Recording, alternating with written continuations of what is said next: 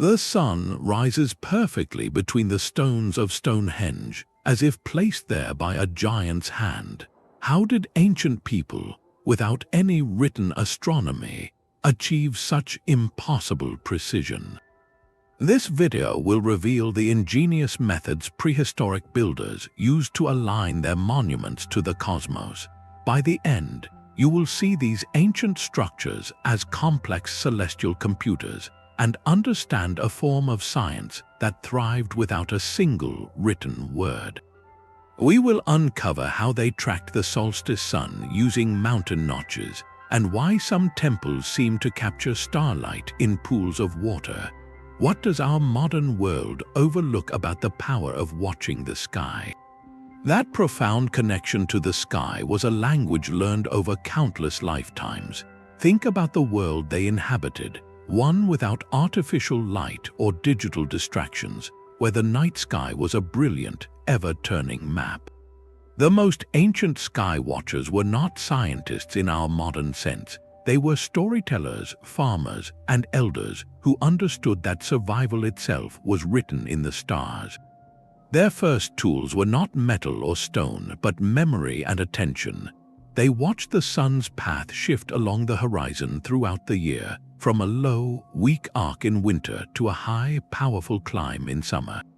They saw that the moon did not simply repeat itself, but cycled through phases over roughly 29.5 days, a rhythm that became one of humanity's first calendars.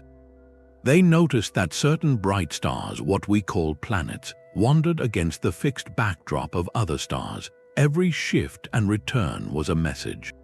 The most critical messages were the solstices. The summer solstice was the day the sun seemed to pause at its northernmost point, a day of maximum light and warmth before beginning its slow retreat.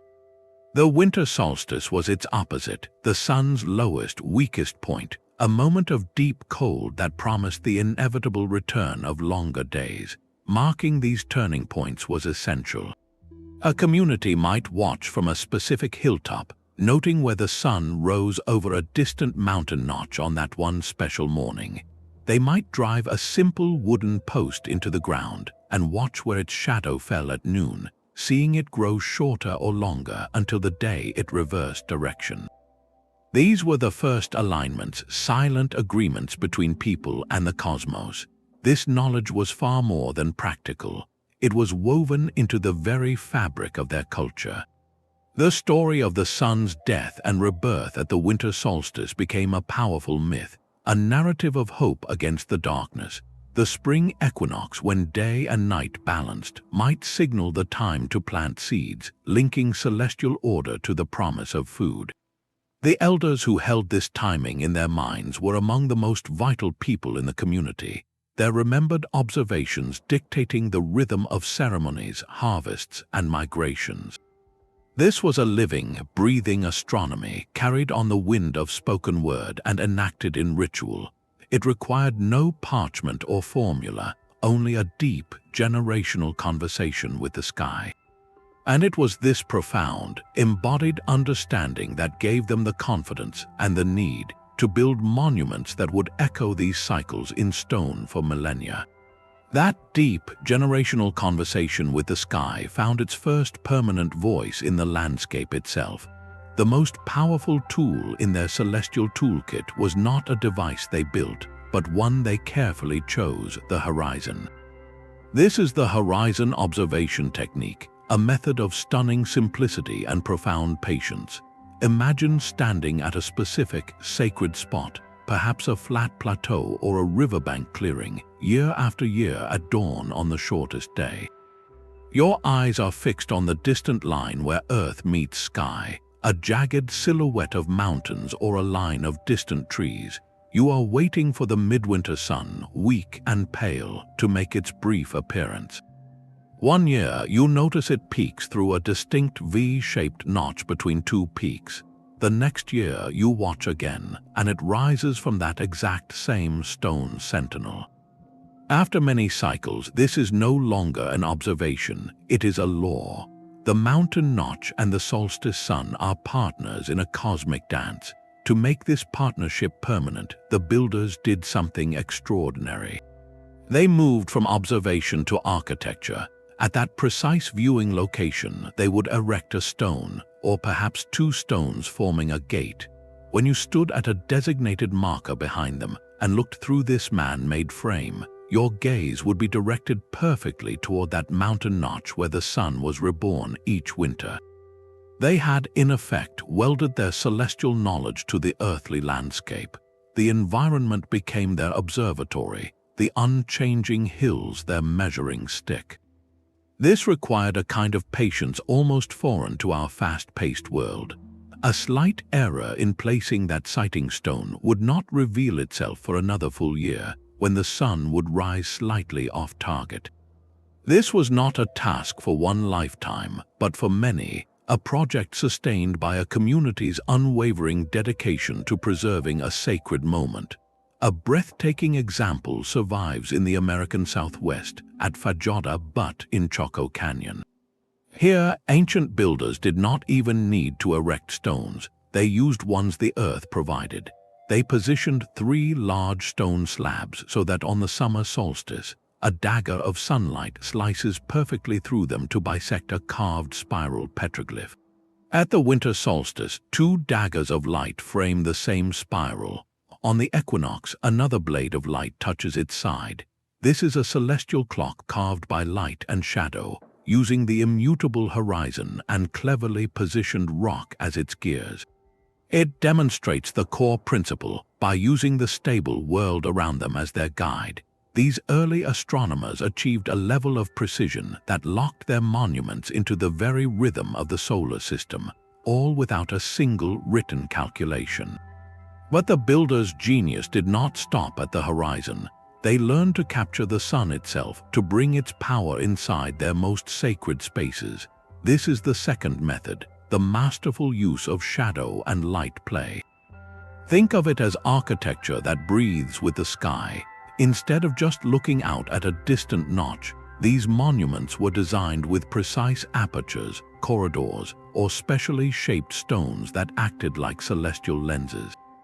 They could channel a single, powerful beam of sunlight or moonlight to strike a specific symbol, illuminate a hidden chamber, or touch a ceremonial altar, but only on one exact day of the year. The principle is like a sundial, but transformed into something monumental and magical, where the entire structure becomes a colossal timekeeping device. The most famous example is Newgrange in Ireland, a massive 5,000-year-old passage tomb older than Stonehenge or the pyramids of Giza. Its builders engineered a breathtaking phenomenon. Above the entrance, they constructed a narrow roof box opening. For the rest of the year, the inner chamber remains in deep, silent darkness.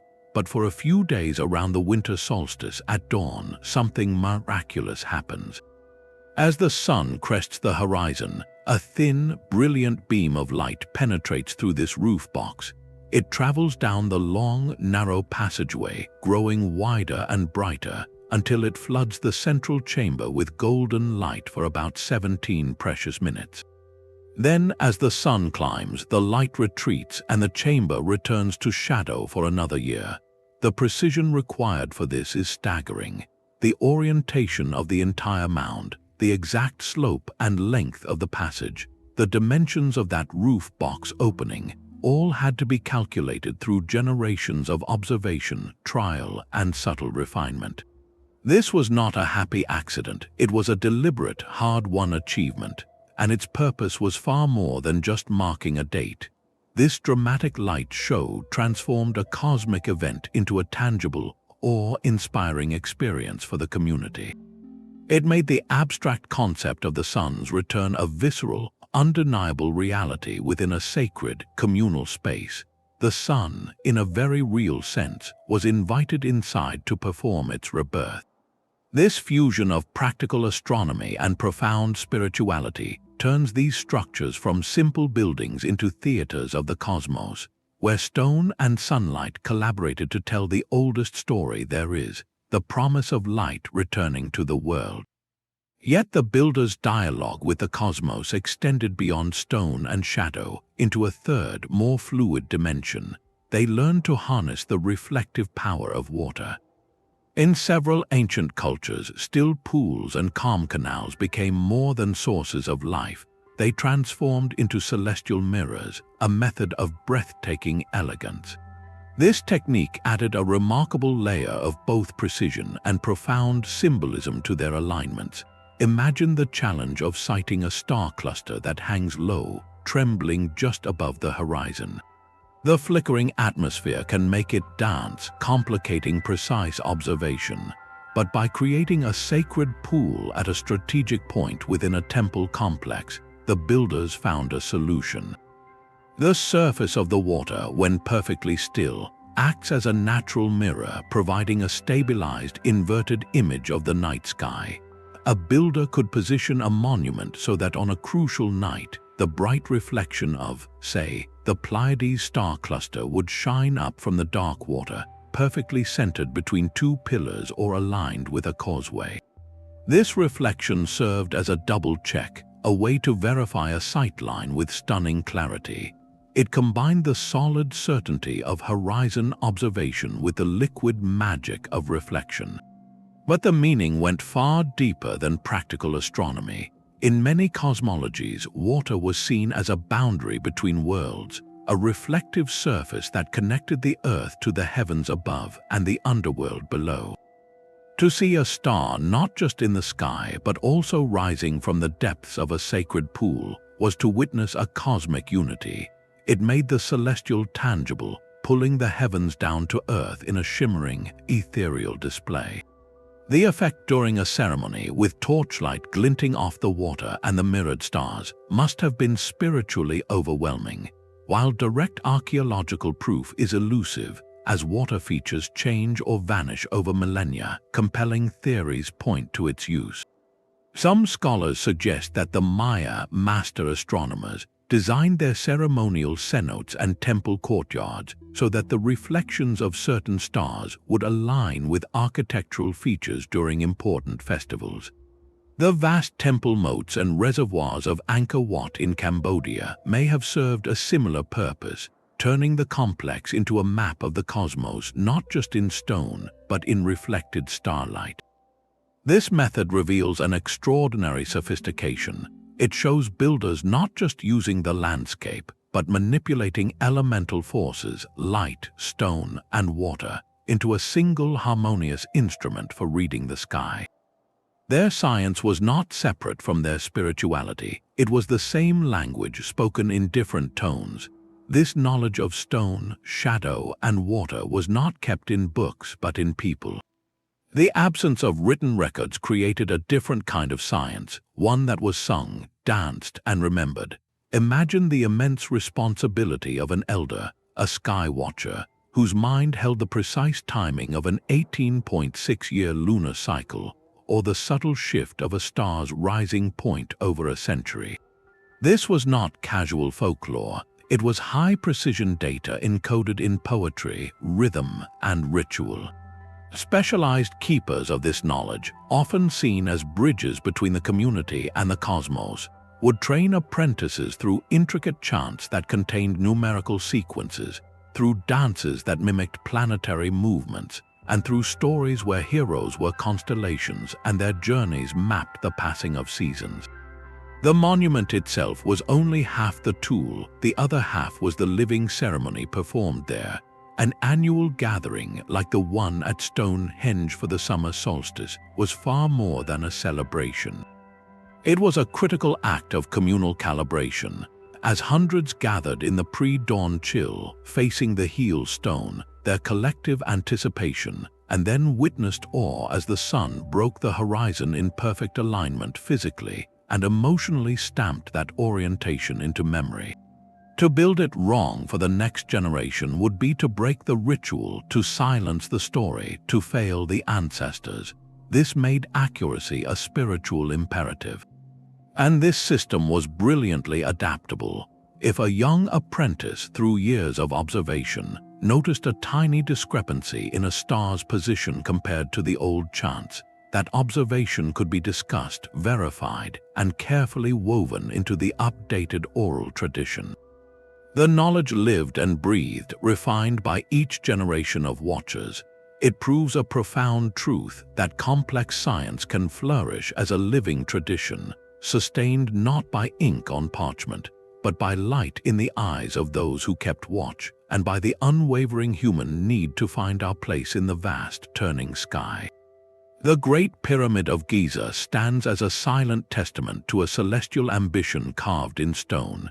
Its four sides are aligned almost perfectly to the four cardinal directions, north, south, east, and west, with an error so minute it would be invisible to the naked eye. This is not a rough approximation. It is architectural precision of a staggering order, achieved over 4,500 years ago without any magnetic compass. So how was this impossible feat accomplished? The answer lies in a multi-method approach, a layered science of sky watching that blended practical geometry with profound spiritual meaning. To find true north, the builders likely turned their gaze to the night's unchanging clock face, the circumpolar stars that eternally circle the celestial pole. By carefully observing two specific stars like Kochab and Mizar in what we call the Big Dipper, they could have marked the points where these stars rose and set. The midpoint between these two positions would point directly to the north celestial pole, giving them a fixed, stellar reference line that was far more reliable than any wandering star. This gave them their true north-south axis, the unshakable backbone of the entire monumental project. But the sun played its crucial role as well. Using a simple vertical rod called a gnomon, they could track the arc of its shadow. On the equinox, when day and night are equal, the tip of that shadow traces a nearly perfect east-west line. By combining the stellar north with the solar east, they established a perfect celestial grid on the desert floor, a template for eternity. This alignment was not merely for show. The pyramid's internal architecture whispers of deeper cosmic connections. Its narrow air shafts, once thought only for ventilation, point with deliberate intent toward specific stars. One shaft aligns with the star Sirius, the brightest in our sky, associated with the goddess Isis. Another targets the belt of Orion, linked to the god Osiris. In Egyptian belief, these stars were pathways, celestial elevators for the pharaoh's spirit to ascend and join the eternal cycle of the gods. The pyramid was a machine for resurrection, its stones aligned not just to the earth, but to a divine map of the afterlife. This case reveals the seamless fusion in the ancient mind. Practical astronomy for breathtaking accuracy was inseparable from a grand theological vision. The monument was a bridge between earth and heaven, engineered with the stars as its blueprint. Yet this conversation with the cosmos had a second, more mysterious voice, the moon. Stonehenge, so famous for its solar alignments, holds an even deeper secret written in moonlight. The builders tracked not just the sun's reliable annual journey, but the moon's far more complex 18.6-year cycle, known as a major lunar standstill. This is when the moon, in its wobbling orbit, reaches its most extreme rising and setting points on the horizon, far to the north and south of where the sun ever travels. To understand this cycle requires patience spanning nearly 2 decades, watching the moon's gentle drift across the sky reset only once in a generation. The architecture of Stonehenge suggests they did just that. The 4 station stones set in a rectangle around the main circle are thought to form sight lines that frame these extreme lunar risings and settings. Even the famous heel stone, often associated with the midsummer sun, may have served a dual purpose, marking one of these lunar boundaries. How could they plan for an event that takes almost 19 years to complete its cycle? The answer lies in a lifetime of watching. Researchers believe they likely began with a system of long-term markers, perhaps simple wooden posts set into the chalky ground. A dedicated sky watcher would note year after year the moon's shifting path. they would see it slowly creep further north along the horizon until, after nearly a decade, it seemed to pause, stand still for a season, and then begin its slow retreat southward. Only after observing this full, majestic pendulum swing across the sky, a project requiring notes passed from parent to child, would they have the confidence to replace those temporary wooden markers with the permanence of multi-ton sarsen stones. This is a staggering level of intergenerational commitment. A project started by a young apprentice might only be seen to completion by their grandchildren. It transforms Stonehenge from a solar calendar into a sophisticated lunar observatory, a monument built to the rhythm of two celestial clocks. The blending of these cycles, solar and lunar, suggests its purpose was richly layered. The sun governed the practical world, the planting and the harvest, but the moon, with its longer, more mystical cycle, likely governed deeper mythological time, stories of ancestors, gods, and the renewal of cosmic order. By capturing both, Stonehenge became a bridge between earth and sky, between the daily needs of the community and their eternal place in a much larger story. The stones themselves were only part of the grand design. These ancient architects saw the rolling hills and quiet valleys not as obstacles, but as the foundational lines of their celestial blueprint. They practiced a form of astronomy that was inseparable from the land itself, a method we might call topographical astronomy. It was the art of using the permanent, unchanging features of the earth to anchor and amplify the movements of the heavens. A monument was never just a building, it was a carefully chosen point in a vast natural observatory. Think of a hill on the distant horizon. For generations, a community might have watched the midsummer sun crown that specific hill with light. When they finally decided to build, they wouldn't just place stones anywhere. They would position them so that from the center of their new circle, that same hilltop continued to mark the sun's special day. The natural feature became a fixed celestial marker, a part of the architecture they didn't have to move. This created alignments of incredible durability, because while a stone could topple, a mountain would stand for millennia. The landscape itself was their most reliable collaborator. A powerful example of this is the Micho tomb in Orkney, Scotland. This massive, grass-covered mound, older than the pyramids, contains a long, dark passageway. For most of the year, its interior is a place of deep shadow. But for a few weeks around the winter solstice, the setting sun aligns perfectly to send a beam of light shooting down that corridor to illuminate the back wall of the central chamber. The precision is breathtaking, but here's the crucial detail. This alignment only works because of the specific way the tomb is nestled into the gentle slope of the land. The builders didn't just orient the passage toward an abstract point on the horizon. They oriented it toward a notch between distant hills that the sun would sink into on that one sacred evening. The entire topography, from the tomb's doorway to the far-off hills, was part of a single engineered sightline. Rivers, too, were often woven into this cosmic design. A waterway might be aligned to mirror the path of the Milky Way, or its calm surface used to reflect a rising constellation, tying the celestial realm to the life-giving force of water on Earth. This holistic vision required a profound intimacy with the land, learned over centuries of walking, watching, and living upon it. They understood the personality of every ridge and the meaning of every valley. By weaving their monuments into this existing tapestry, they did more than just build structures. They wrote the story of the sky directly onto the face of the earth, creating a sacred geography where every sunrise and moonrise was a chapter in an endless, living text. The sophistication of these monuments suggests a masterful tool kit, yet the tools themselves were deceptively simple. In the hands of a skilled practitioner, a length of rope, a sharpened stick, and a weighted string became instruments of celestial engineering. The most fundamental was the gnomon, a vertical pole driven into level ground. By watching the path of its shadow throughout the day, a builder could not only mark noon when the shadow was shortest, but also trace the sun's changing arc across the seasons. The tip of that shadow would draw different curves on the ground from summer to winter, creating a living solar calendar etched in dirt. To ensure their structures were perfectly upright, they used the plumb bob, a stone weight tied to a cord. Gravity provided an unwavering reference for true vertical, allowing them to erect monoliths that would stand for millennia. But perhaps the most versatile tool was a simple rope.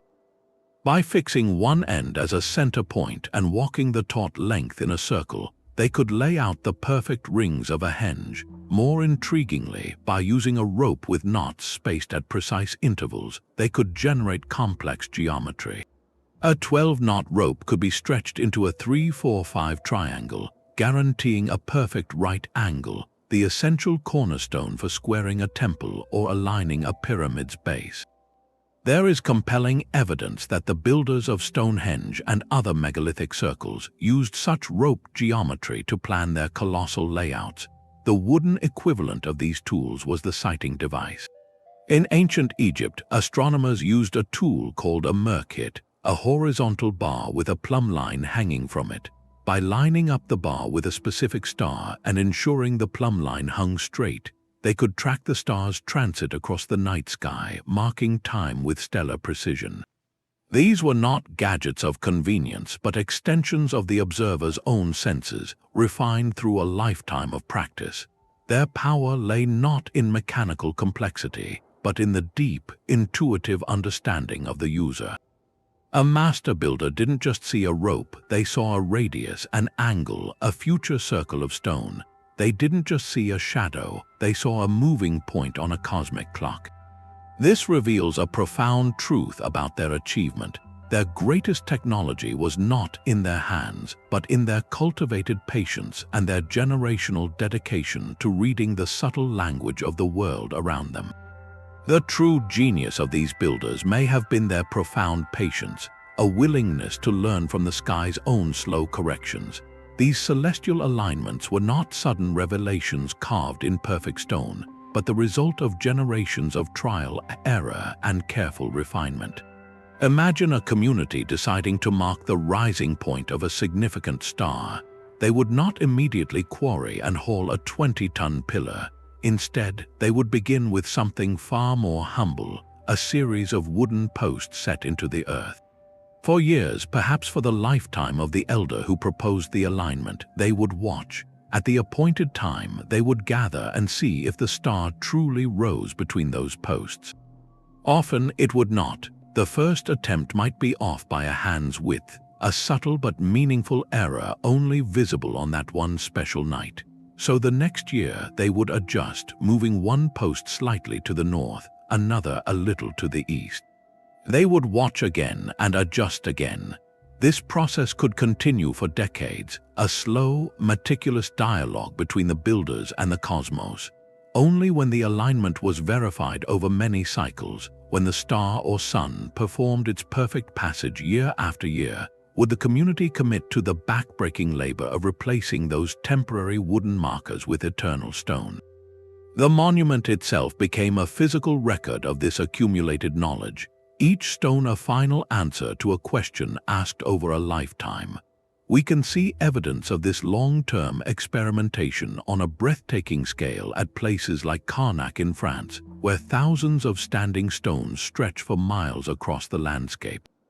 The rows are not perfectly straight, they show subtle curves and realignments. Scholars see this not as a mistake, but as a snapshot of a centuries-long project, a vast, open-air laboratory where each generation added new stones, corrected the lines of their ancestors, and slowly tuned the entire landscape to the movements of the moon and sun.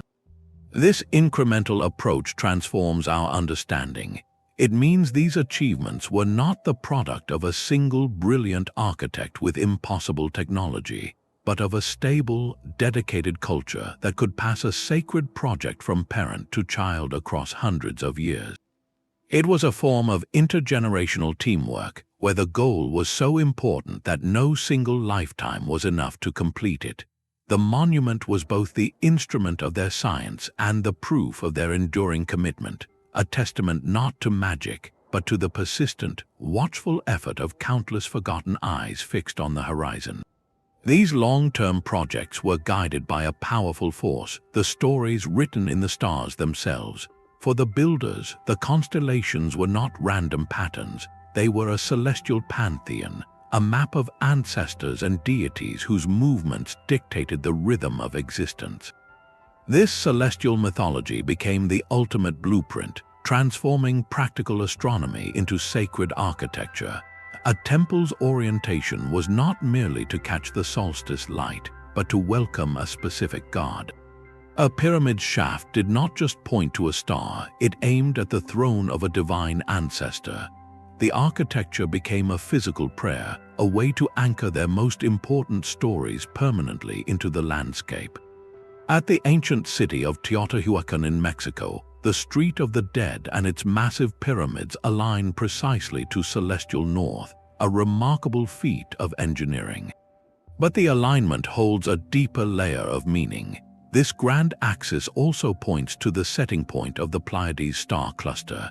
In Mesoamerican cosmology, the Pleiades were intimately linked to concepts of creation, cyclical time, and agricultural renewal.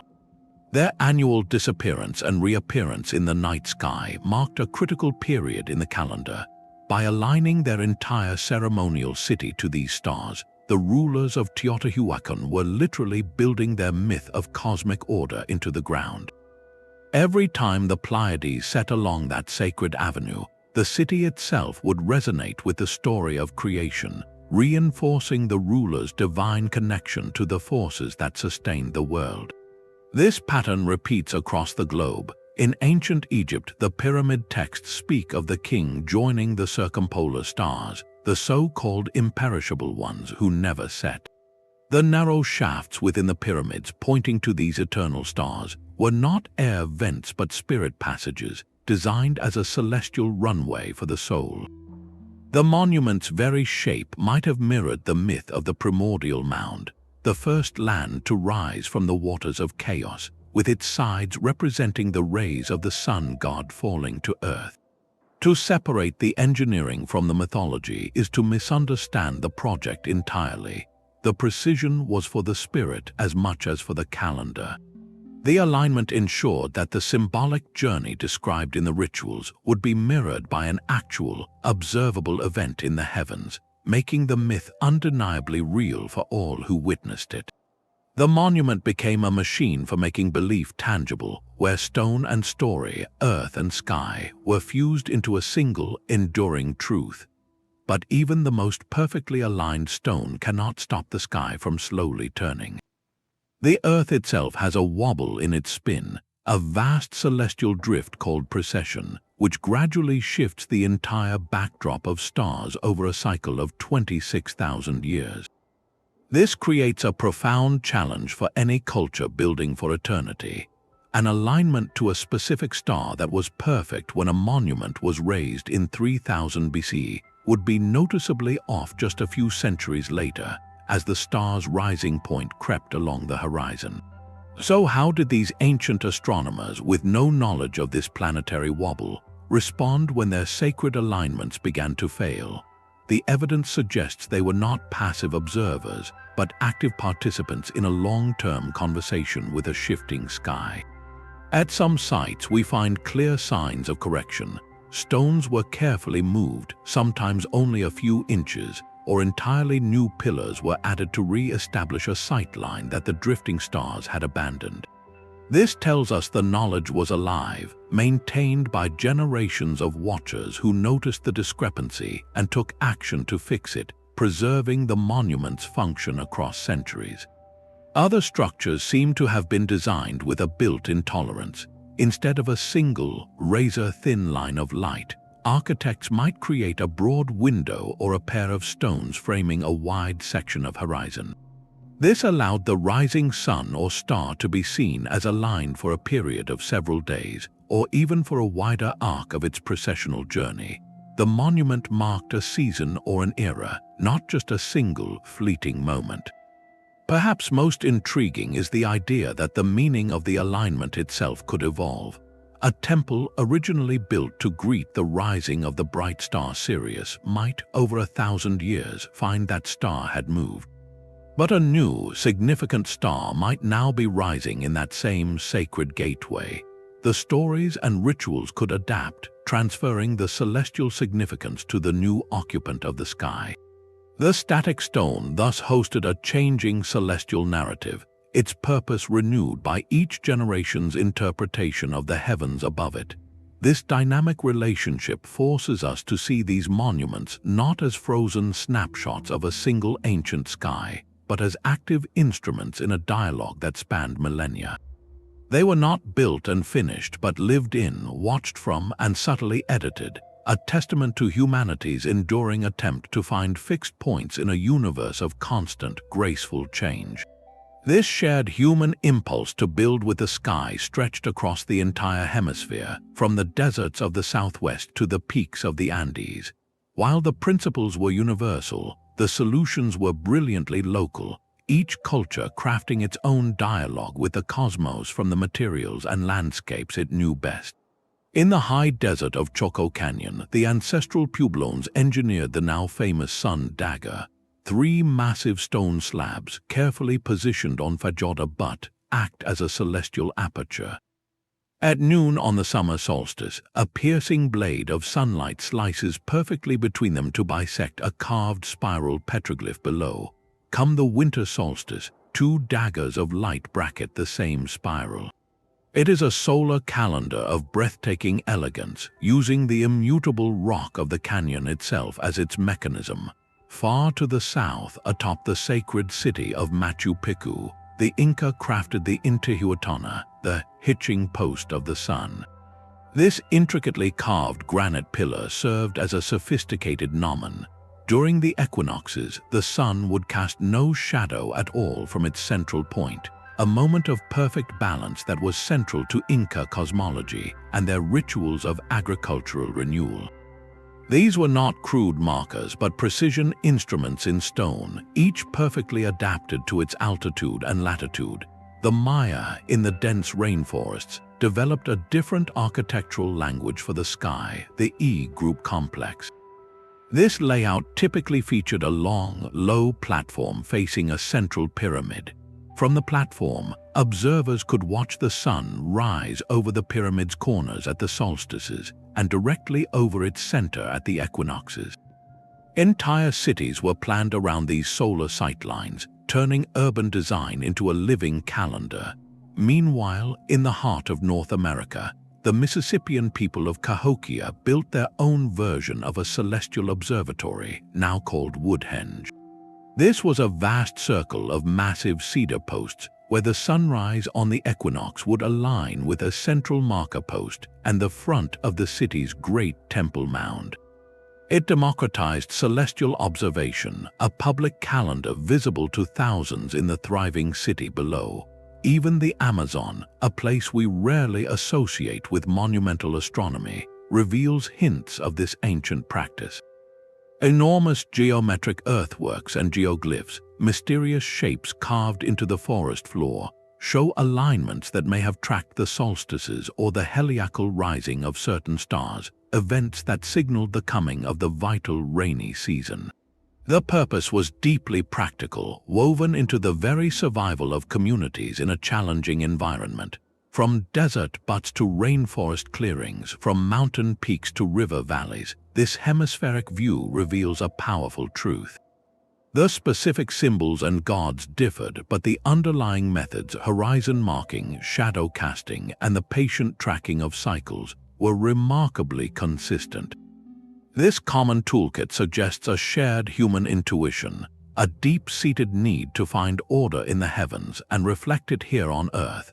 By studying these parallels, we begin to see past the culturally unique stories to the universal ingenuity of the human mind when it turns its gaze upward, solving the same cosmic puzzle with an endless variety of local solutions. The sheer scale of these projects reveals a truth deeper than any alignment. A single stone at Stonehenge weighs as much as 5 elephants, and it was moved nearly 20 miles across rugged terrain. This was not the work of a lone genius or a small team. It was a social engine of immense power, fueled by the labor and shared belief of an entire community.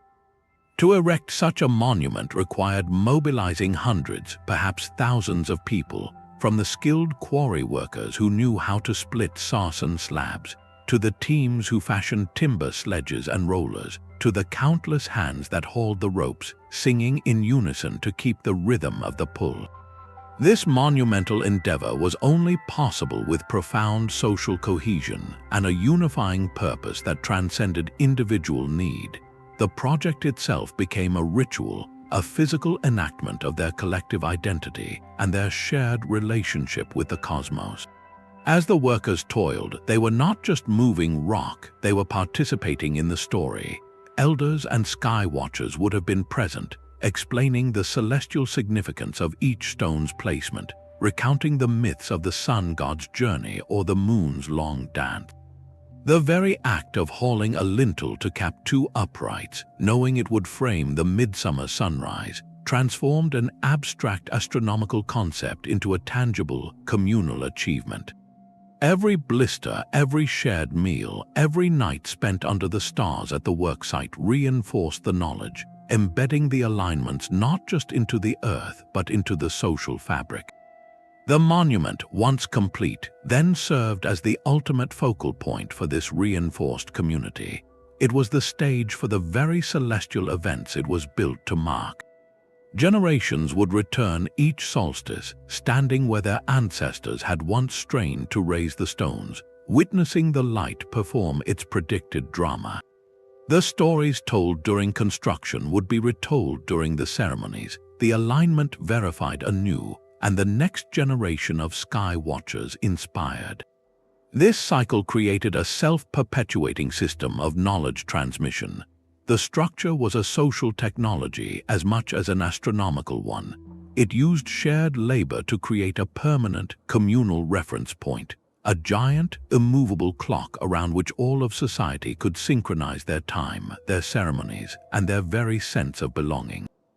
By investing their collective sweat and spirit into aligning stones with the heavens, they bound their society, literally and symbolically, to the rhythms of the universe, ensuring that their understanding of the sky would outlive any single individual and resonate for millennia.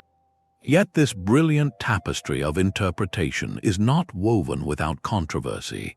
The field of archaeoastronomy, the study of ancient astronomical practices, exists on a knife's edge between revelation and illusion.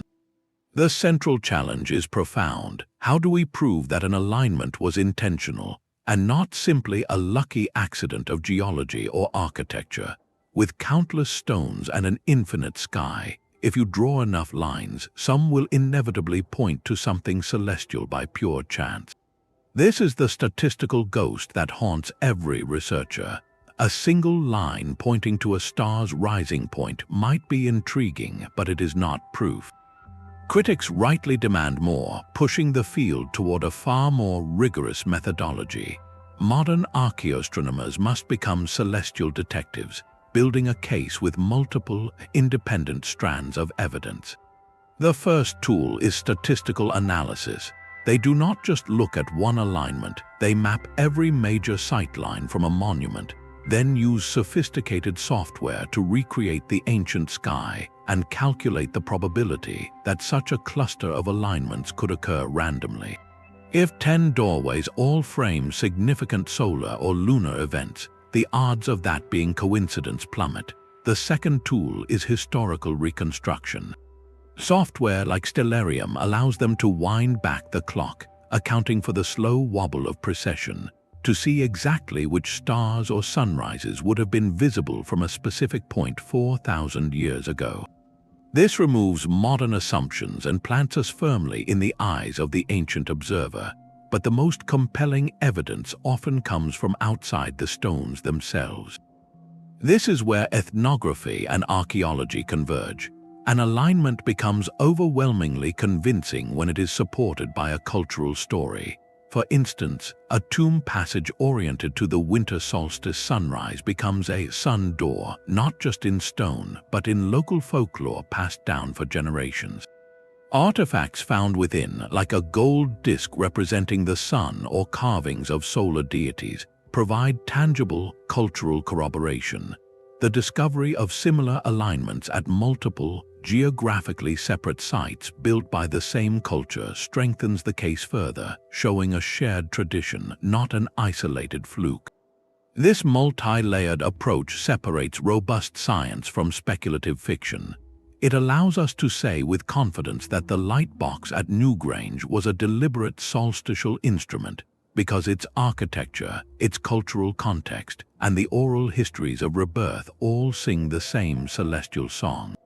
This healthy skepticism is not a weakness of the field, but its greatest strength. It forces us to ask, with each awe-inspiring alignment, how do we know what we think we know? And in doing so, it honors the builders not by projecting our fantasies onto them, but by listening with careful and critical patience to the complex story their stones are actually trying to tell. The stones themselves speak a second, more subtle language, the silent grammar of geometry. While the grand sightlines captured the eye, the true foundation of these alignments may have been laid out with rope and peg, using shapes that held celestial relationships within their angles. This was not the abstract geometry of a classroom, but a practical, hands-on mathematics discovered through the physical act of measuring the world. Builders across continents intuitively understood that certain shapes, when laid upon the land, could generate the precise angles needed to point toward a solstice sunrise or a major lunar standstill. The most powerful of these tools was the simple right-angled triangle.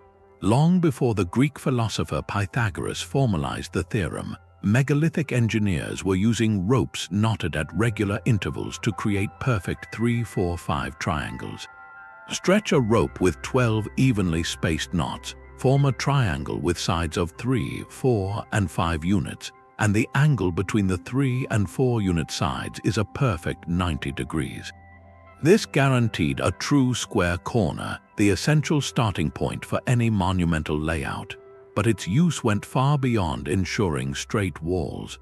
Researchers proposed that by scaling this triangle up, using longer ropes with proportionally spaced knots, they could generate other key angles. A triangle with specific side ratios might produce an angle that exactly matched the altitude of the midwinter sun at their particular latitude.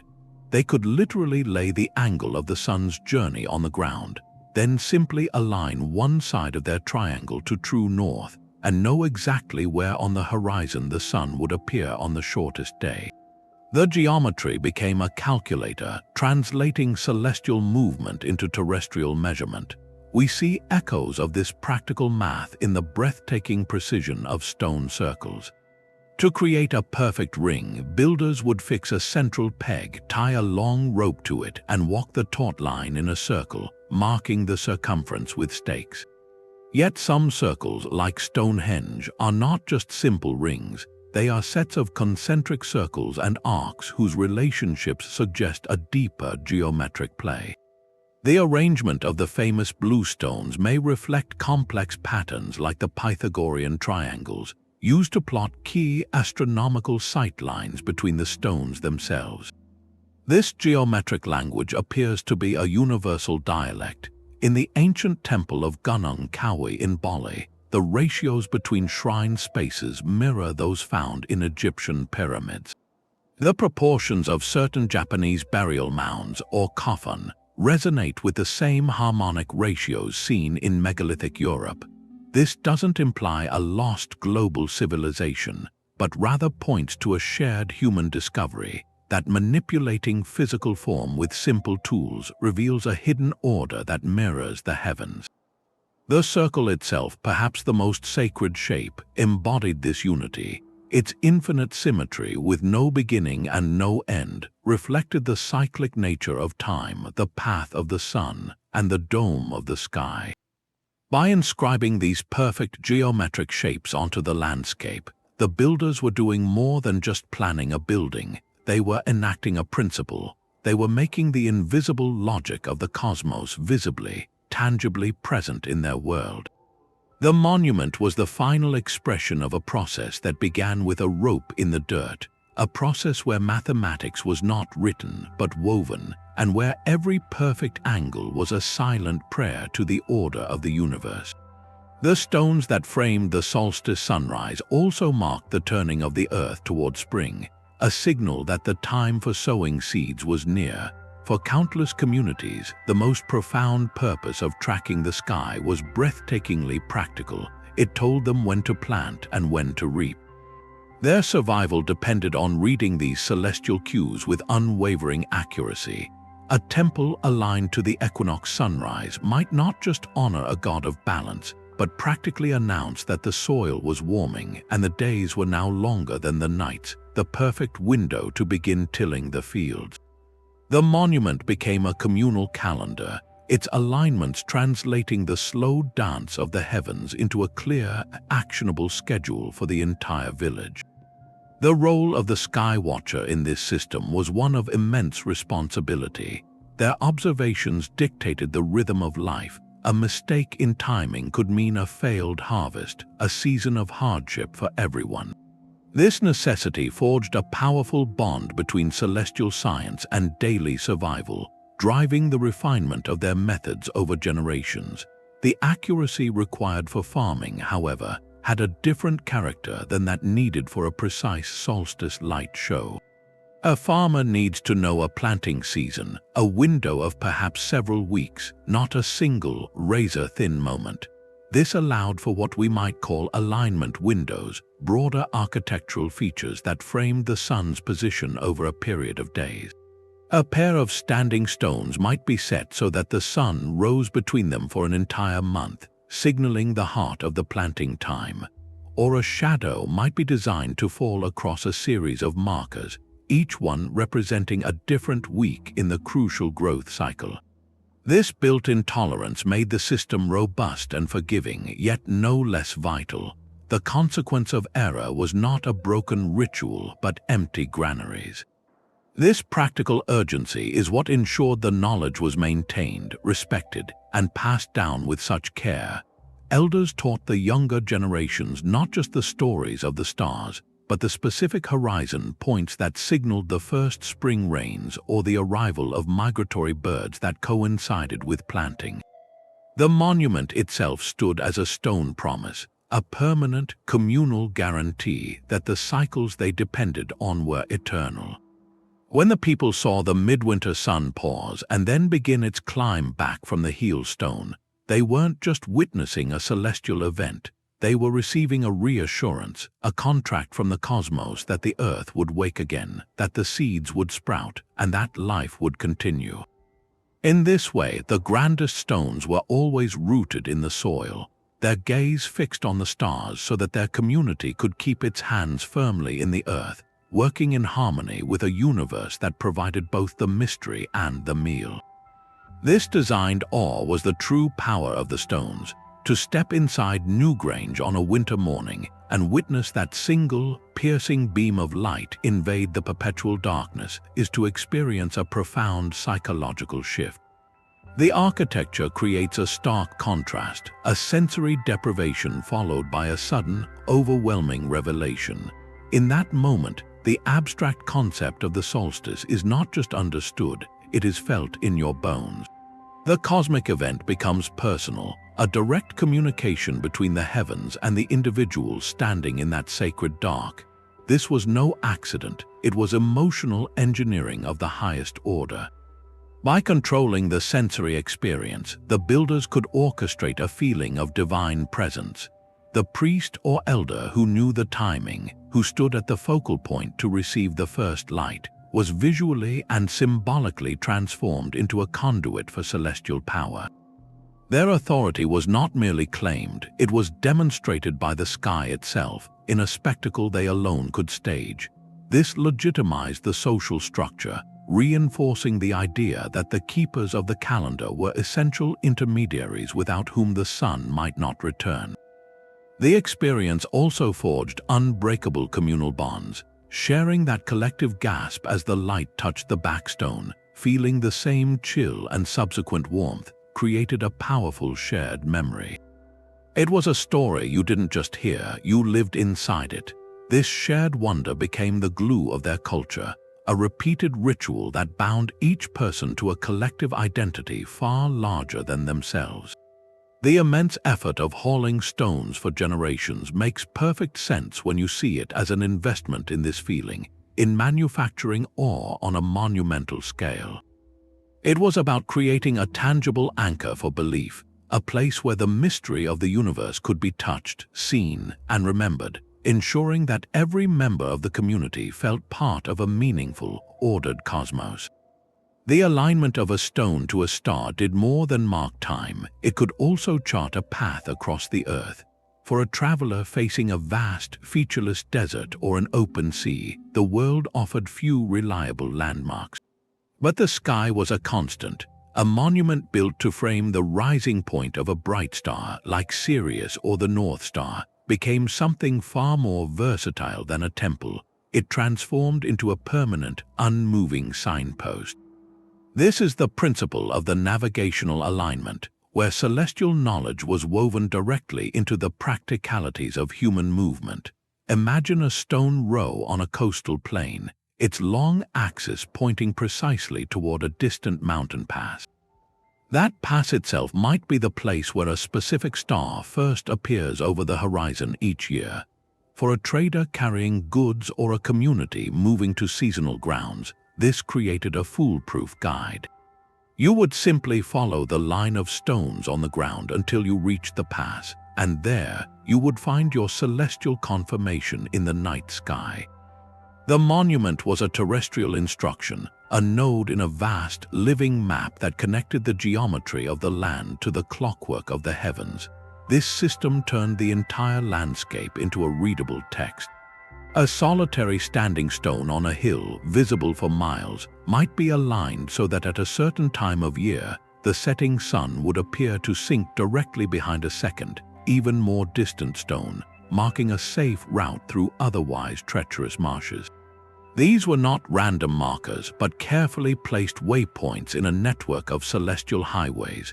We see a later, portable version of this idea in the Norse sun compass, a wooden disc with a central gnomon used by Viking sailors to maintain their latitude on the open ocean. But the principle is ancient. Much older standing stones, especially those along coastlines or in expansive valleys, could have served a similar, fixed purpose for prehistoric travelers. By sighting along a pair of stones toward a known mountain peak that itself lined up with a star, a journey of many days could be broken into a series of verified celestial legs. This practice demonstrates a profound integration of knowledge. Astronomy was not locked away for priests. It was essential intelligence for anyone moving across the land, for herders, traders, and explorers. It meant the sky was not just a storybook or a calendar, but a dynamic tool for survival and connection, its patterns etched permanently into the very stones that guided footsteps across continents. The ocean was their cathedral, and the stars were its fixed pillars. While the megalith builders anchored their cosmos in stone, another tradition performed a similar miracle of memory upon the open sea. The Polynesian navigators, setting out across thousands of miles of trackless Pacific in double-hulled canoes, relied on a celestial science every bit as sophisticated as any stone circle. They built no permanent monuments, yet their achievement represents perhaps the purest expression of non-written astronomy the world has ever known. Their medium was not rock, but the living world itself, the ocean, the wind, and the boundless sky. To cross from Tahiti to Hawaii, a voyage of over 2,000 nautical miles, they used a mental map of the heavens so precise it functioned as a living compass. They memorized the exact rising and setting points of over 200 stars, knowing that each one was a fixed beacon on the horizon's rim. As one star would climb too high to be useful, they would shift their reference to the next one rising in sequence, stitching together a star path across the night. This was not a passive observation, it was an active, dynamic dialogue with the moving sky, holding a course by a chain of celestial waypoints. Their knowledge extended far beyond the stars. They read the ocean's long, rolling swells, feeling their direction through the hull of the canoe, understanding that these deep water rhythms were steady guides even when the sky was clouded. They watched the flight patterns of birds, knowing that certain species would fly out to sea to fish at dawn and return to land at dusk, revealing the direction of unseen islands over the horizon. Every piece of information, from the color of the water to the types of clouds gathering, was a data point in a vast, experiential database. This entire system, this profound science of wayfinding, was held entirely in memory. It was encoded in intricate chants and stories, passed from master navigator to apprentice over years of rigorous training, often while blindfolded under the night sky to sharpen their mental imagery. Parallels to the megalithic mind are unmistakable. Both traditions were built on generations of intense, long-term observation. Both required the ability to recognize deep, cyclical patterns in nature. Both encoded critical, life-sustaining knowledge not in text, but in oral tradition, ritual, and song. The Polynesian navigator, sitting at the helm and chanting the star sequences, was performing the same core function as the elder at Stonehenge who recited the stories of the solstice sun. Both were accessing a living library of celestial data essential to their people's survival and identity. Their canoe was their moving monument, and the ocean their aligned plaza. This expansive view forces us to reconsider what a monument truly is. It does not have to be static or made of stone. A monument can be a practiced skill, a remembered chant, a journey itself. It is any system that preserves and transmits a sacred alignment between human life and the larger cosmos. Whether you are setting a 20-ton lintel to capture a sliver of midsummer light or steering a canoe toward a star rising just 1 degree above the horizon, you are engaging in the same fundamental human act.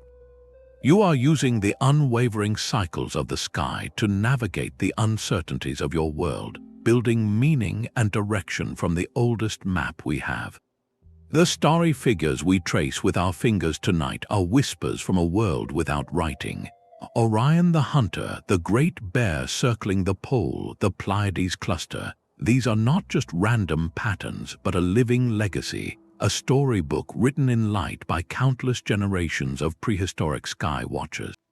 Their most enduring monument was not made of stone, but of imagination, the act of connecting brilliant points into meaningful shapes, creating a mental map to navigate the infinite dark.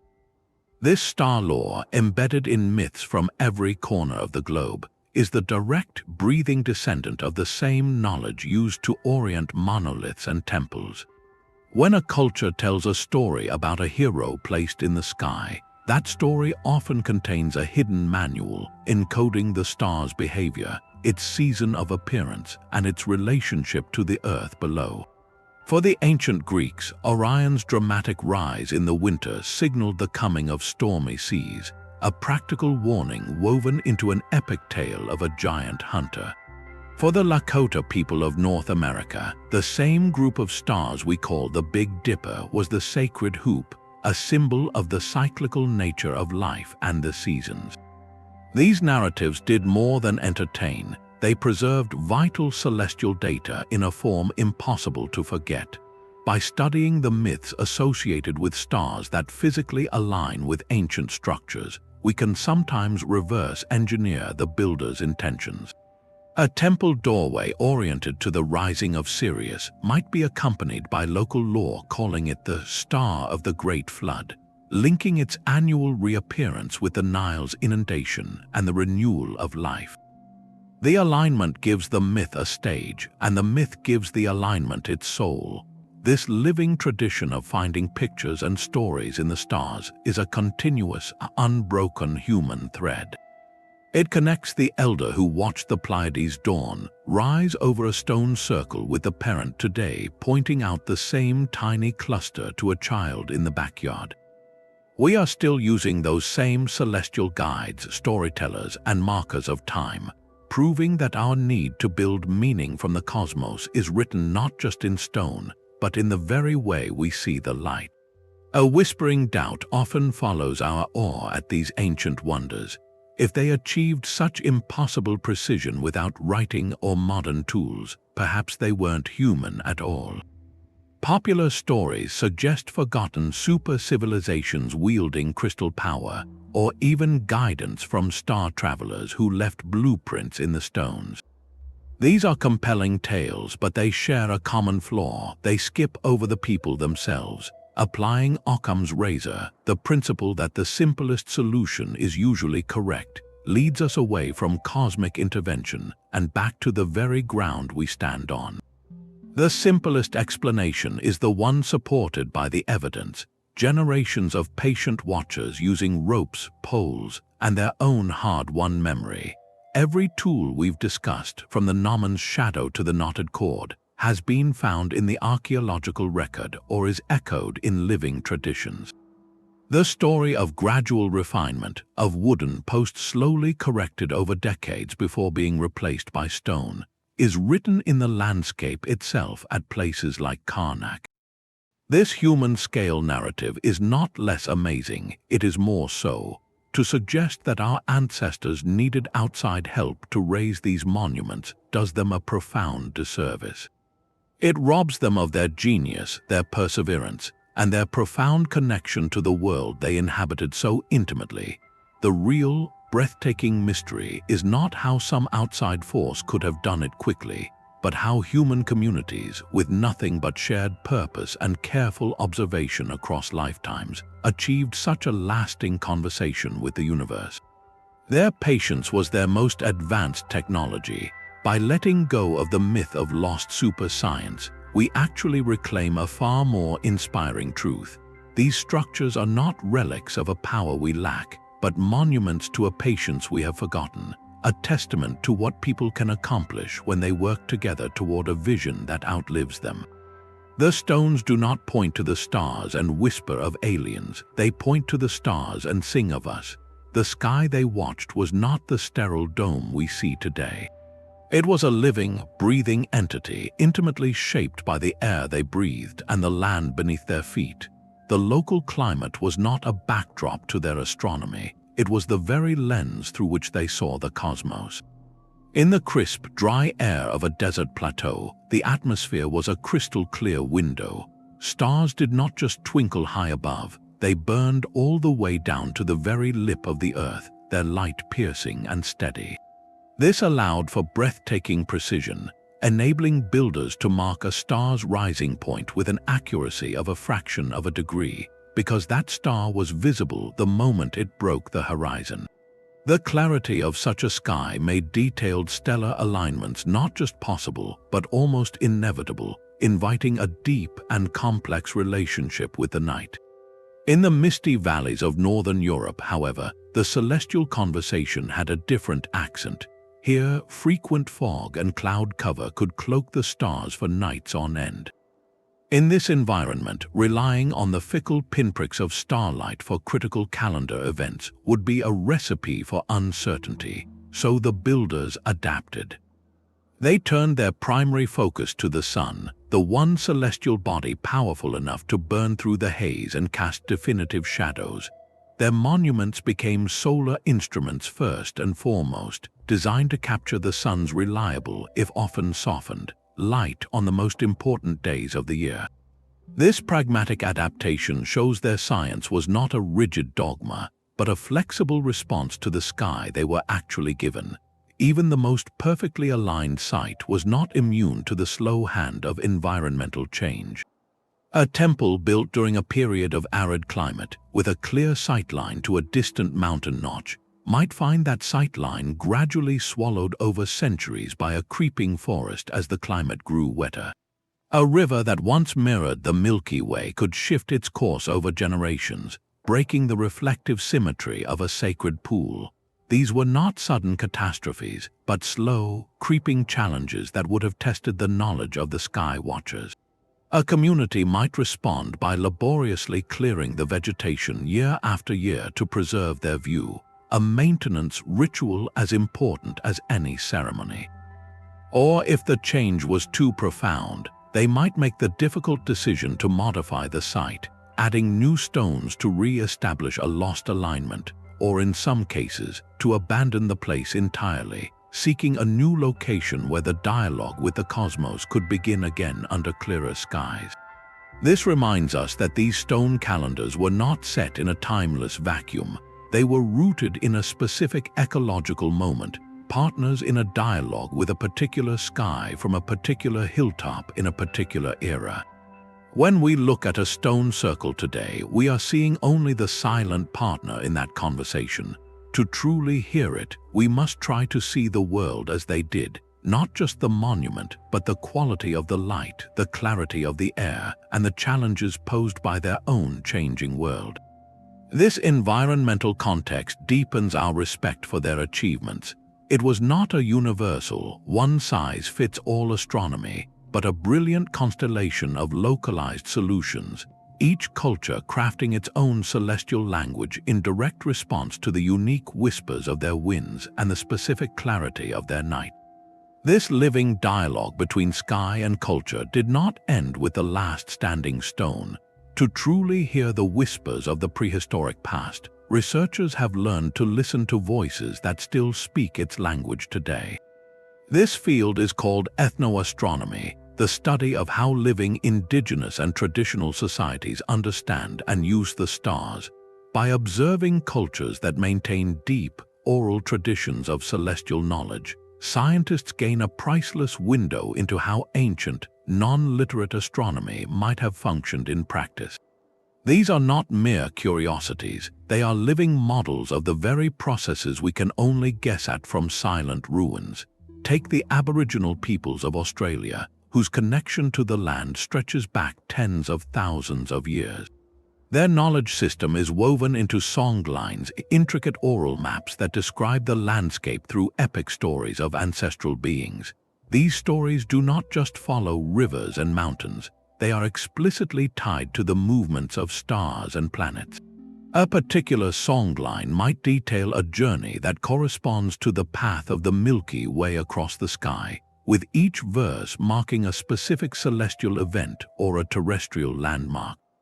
To sing the song is to navigate both across the physical desert and through the cycles of the year. It demonstrates how astronomical data can be perfectly preserved without a single written chart, encoded in rhythm, melody, and narrative passed from elder to child. Across the ocean, the Hopi people of the American Southwest maintain a tradition of precise solar observation that feels like a direct echo of the horizon watchers of old. Hopi sun watchers, appointed from specific clans, would use a series of fixed points on their mesas, like notches in rock formations or specially placed stones, to track the sun's progress toward the solstices. When the sun rose from a certain point, the watcher would announce it to the village, signaling the time for specific ceremonies or agricultural activities.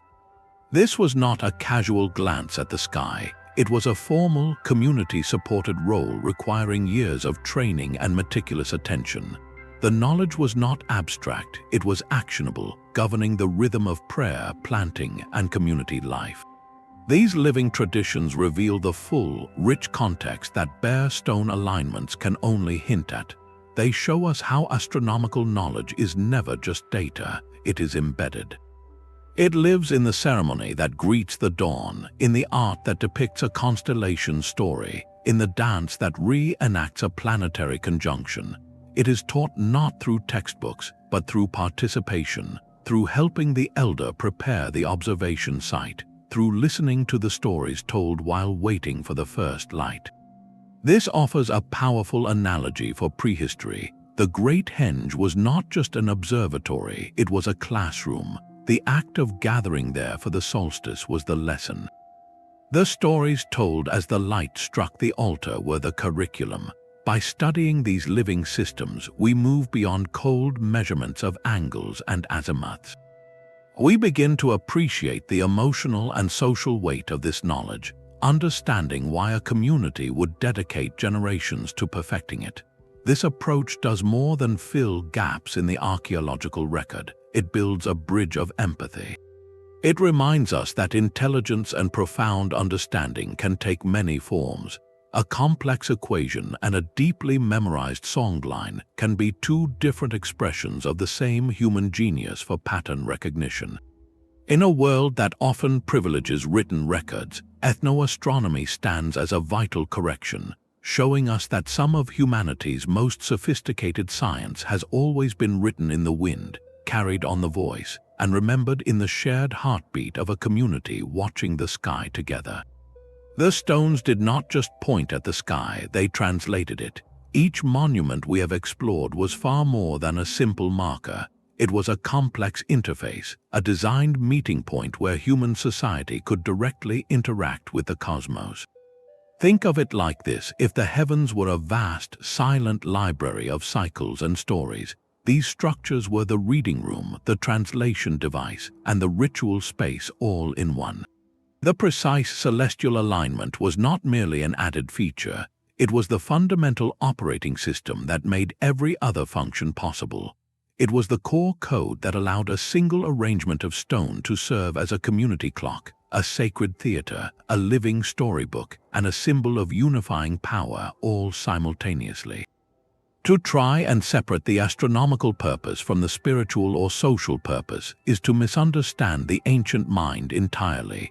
For the builders, these were not separate categories, they were different facets of a single, shimmering reality. The winter solstice sunrise was not a scientific event followed by a religious ceremony. It was a scientific event that was the religious ceremony, a moment where the movement of a god was measured, celebrated, and harnessed for the good of all. The alignment made the intangible tangible. It turned the abstract concept of cyclical time into a beam of light you could stand in. It transformed the myth of a dying and reborn sun into a drama you witnessed with your own eyes year after year. The monument acted as a permanent mediator, a steadfast translator that converted the silent, majestic mathematics of the solar system into a language of shadow, stone, and communal experience. This is why the effort was so immense and the patience so profound. They were not building a sundial, they were building a bridge between the fleeting human lifetime and the eternal cycles of the universe, between the practical needs of the belly and the spiritual longings of the soul. Every aligned stone was a sentence in that ongoing conversation, ensuring that no matter how many generations passed, the people would always know how to listen to the sky. The stones around us are not relics of a forgotten past, they are invitations. From the solstice sun piercing the heart of a tomb to the star paths guiding canoes across an endless ocean, we have traced a world where the sky was a familiar neighbor, its language learned through generations of patient watching. These builders achieved the impossible without a single written word, proving that human ingenuity thrives on curiosity, cooperation, and a deep conversation with the natural world. Their greatest tools were not made of metal, but of memory and shared purpose. These silent sentinels of stone are more than ancient calendars or temples. They are lasting testaments to a desire we all share, to find our place in the vast turning of the cosmos, to mark the passage of time, and to create meaning that outlives a single lifetime. So the next time you stand beneath a star-filled sky or walk among ancient ruins, pause for a moment, look up, and wonder what patterns you might learn to see. Listen for the stories the stones have been waiting to tell. If this journey into humanity's first dialogue with the heavens has sparked a new light of understanding for you, share that curiosity in the comments below. And subscribe to join us as we continue exploring history's greatest mysteries, one forgotten alignment at a time.